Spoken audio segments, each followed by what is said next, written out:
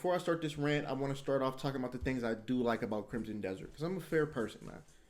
I like to see things from both sides. You know what I'm saying? I will say I might have been a little overwhelmingly negative in my first impression, but again, that was my first impression. So what I do like about the game, combat is very fun when you're fighting grunts. When you're fighting the regular grunt enemies, it's very fun. You can hit wrestling moves. You can do all types of cool shit. That's fun. Exploration, I don't think that it's Skyrim levels. The difference between this and Skyrim is, in Skyrim, first of all, when you talk to like side quest NPCs, there's a little bit of choice. There's not a lot of choice, but there's dialogue options and shit like that. In this, it's more like Red Dead Redemption, where you talk to somebody, you just kind of greet them, and then they give you the quest, and then you go from there. I'll say this game has made me delete Dragon's Dogma 2. Like, I think this is a better Dragon's Dogma 2 in my opinion. I've played a little bit further in. I've unlocked that one female character, even though you can't use her for any main quests. And I kind of want to unlock certain stuff, so I've been kind of forced to play the main quest. So that sucks. The controls are still fucking trash more hours in, even though I'm used to it. Like, it does, and this is what really pissed me off, is like people were telling you, like, oh, you know, the controls aren't that bad. It was like, nobody says that the controls are good. That should tell you something. Nobody says the controls are good. Everybody says once you get used to them, it's not that bad. That's usually bad, bro. I implore you to play 10 other combat games, bro, 10 other action RPGs or whatever, and then come back to this game, bro. Somebody said to me was like, well, if you played games before 2010, you should be used to controls like this. And this is why I don't take none of the reviews and shit serious. Is we might as well say if a game comes out 30 frames per second with low polygon graphics, that's fine, because older games, PS2 games used to come out like that. You know what I'm saying? Like, why don't we just stop buying digital TVs while we're at it too? Let's go back to analog, black and white. Just the type of shit people will say to defend the game is what hurts it, I think. Because honestly, the game is a good game for what it is. It becomes a toxic and bad game that you feel like you wasted your money on once you hear some of the shit that people aren't willing to admit about it. If you want a genuinely honest review of the things that are bad in this game, GameRanks has a 10 things players hate about this game list. Please go watch that. It's very non-biased. They bring up some very important things that you may not like about this game if you haven't already purchased this game. Now, I want to get into the janky-ass controls and why they pissed me off. Now, I don't know how well you can see, bro, but I'm in the final phase of the Red Devil fight, whatever he is. Developers made it to where the pause button works two ways. If you press it just right, you'll pause the game, and you can go in your inventory and select what you're trying to do. For some reason, if you hold the button just a little too long, it brings up a menu of the inventory, journal, and all that without pausing the game. Now, mind you, there's no reason for this to exist when you pause the game, it brings up the journal and everything else anyway, except it's paused. So not only that, when you do this, though, if you let go of the button at the wrong time, it'll select like a file or a note in your inventory and make your character start to read it in the middle of whatever you're doing. That's what happened here. I was trying to get a healing item equipped, and he stopped to read a fucking piece of paper that was in my inventory after I got to the third phase of this boss. And so when I say the controls are fucking stupid, bro, and overcomplicated, this is what I'm talking about. Why does the pause button have two functions? One where you pause the game, and one where you quickly go into your inventory for there's no reason for me to, when there should be hotkeys. I don't know what the hotkeys is. That's one of the things where people say, like, the game doesn't hold your hand. It's like, I'm trying to figure out how to hotkey, because I could have just hotkeyed a healing item and I would have been fine, but I think I was out of healing items, or at least the ones I had hotkeyed, so I was trying to hotkey a different one. And so I paused the game to do that, and this is what happened. So another situation where the controls are mad janky is I was trying to grab somebody, and I kept doing a fucking roll or like a tackle. I don't know what I was doing. But then he wasn't even doing it in the direction of the enemies. He just was doing it. So I fell off this cliff, and I sat here for a second in disbelief. Like, there's no way I just failed trying to do that. And then an enemy came up behind me and hit me, and I died. And the thing that pisses me off, right, about there being so many options with so many different button combinations, and people lie and say it really doesn't get too complicated once you're like, there's so many maneuvers you can do with all these overly, like, there's no reason for some of these button combinations, especially when the game is as clunky as it is, because it's not fluid. It doesn't feel fluid to pull it. Like in a game like Neo, in a game like even Elden Ring, it feels a lot easier to pull off. And then one thing that Neo did a lot better was there's multiple cool maneuvers you could do based on different weapons that you have equipped and shit like that. But the smart thing they did was they made simple commands like up and square would do like a certain attack. Let's say you got a great axe, it'll do like a charge attack with your great axe. You can swap that out for a different super like skill, super move. So you always know what the up and square will do every time you press it. This game has so many different commands and different things going on that you'll find yourself accidentally hitting the wrong command a lot. In my opinion, bro, I feel like they added the stamina system because there were other games. There's other games with stamina systems. I think this game would benefit from not having a stamina system just because your character's already mad clunky and slow, and some of these bosses are quick as shit. Look at he's teleporting around me and shit like that. And even when he like does his move, which is like his combo ender, you could be in the middle of hitting him, he'll stagger and go straight from a stagger straight to attacking you.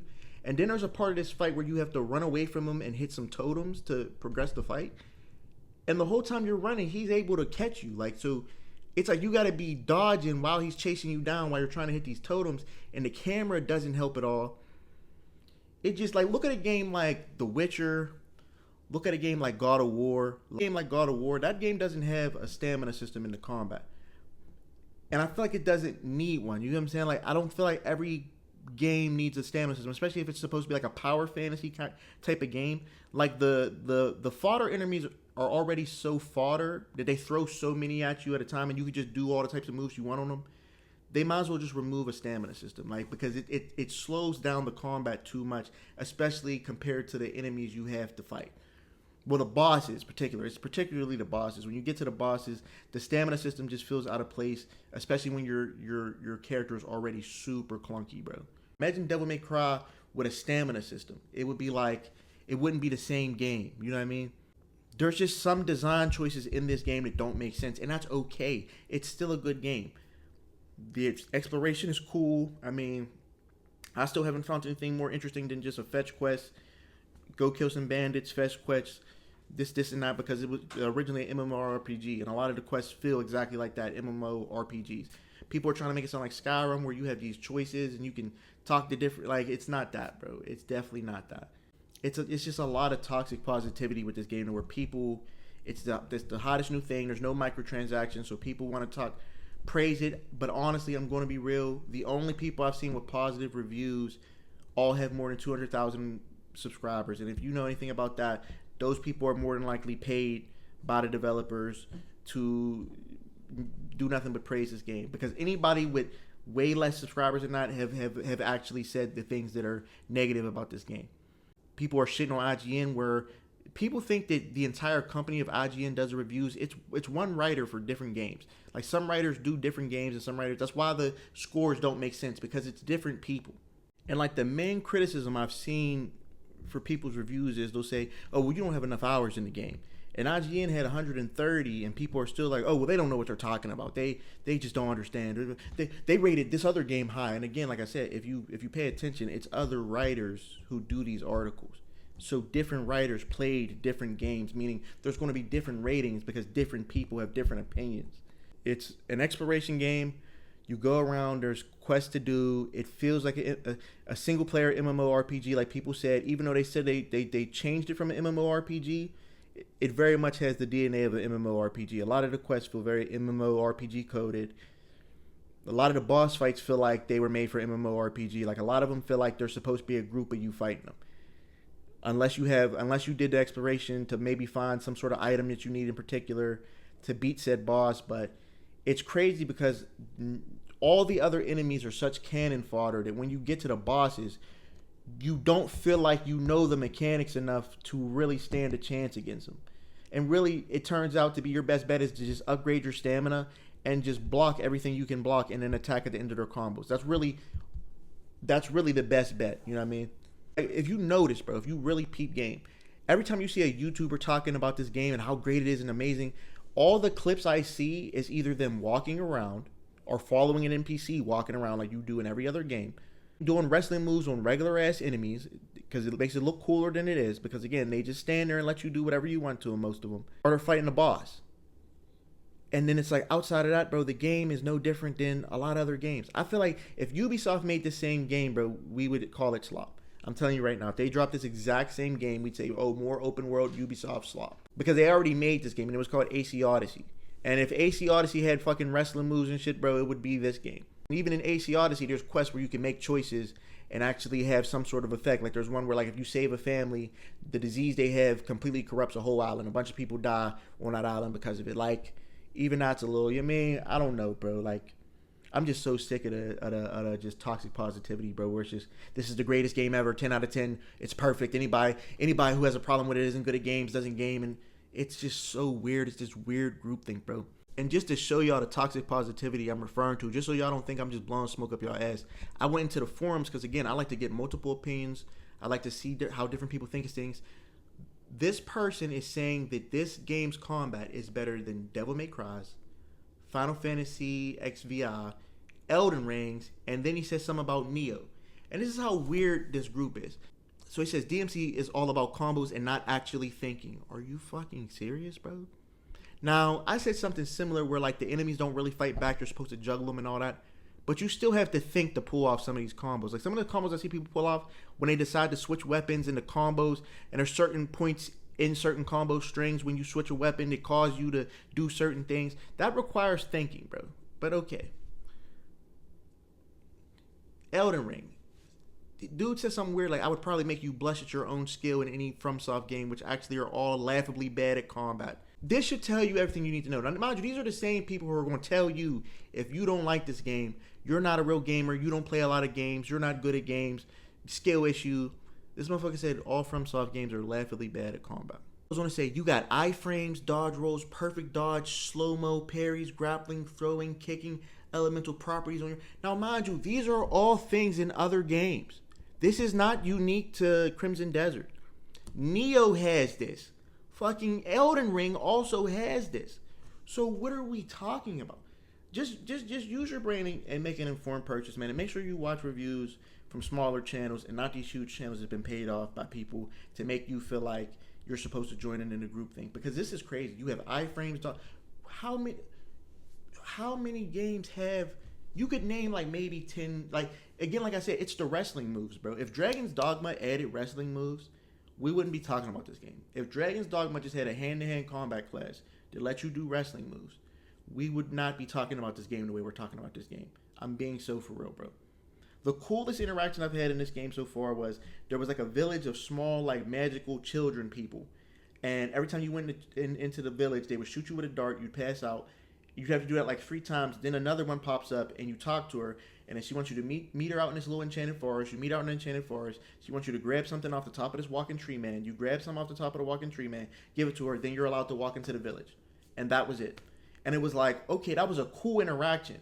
But what did I actually do? Another fetch quest that let me go into a village to where when I talked to NPCs inside the village, they gave me another fetch quest. It's not as amazing as people are trying to make it sound, bro. The open world is huge and vast, but it's the same thing as like any other fucking open world game where it's mad big but very shallow. The best open world so far I've seen in the modern times is probably KCD2. It's just a little too realistic for my taste, but it seems like it has a lot of attention to detail, very deep world. This, on the other hand, it feels like a lot of what you're fighting are regular bandits.